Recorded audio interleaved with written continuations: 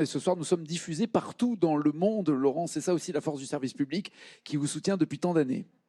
Oui, et c'est plus que précieux parce que de ce partenariat, de cette collaboration, eh ben, sortent ces victoires et de vos dons, évidemment, arrivent ces formidables victoires dont on a déjà parlé, mais dont surtout on va parler pendant toute cette soirée parce que ça représente aussi le combat des familles, ça représente aussi la pugnacité, je dirais, des chercheurs.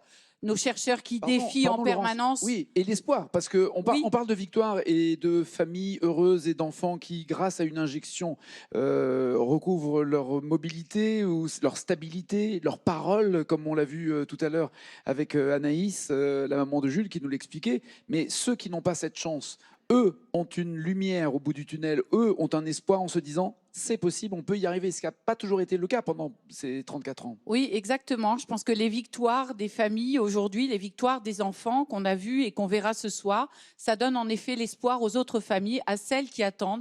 Et moi, ce que je voudrais, c'est que toutes ces familles qui viennent me voir régulièrement, parce que je peux vous dire qu'il ne se passe pas une journée sans que je ne reçoive un courrier d'une famille qui me dise « et moi, ma maladie, elle ressemble à un tel, elle ressemble à telle autre maladie. Qu'est-ce que vous pouvez faire pour moi? Est-ce que la thérapie génique, ça peut sauver mon enfant, ça peut permettre de résoudre la maladie de notre enfant.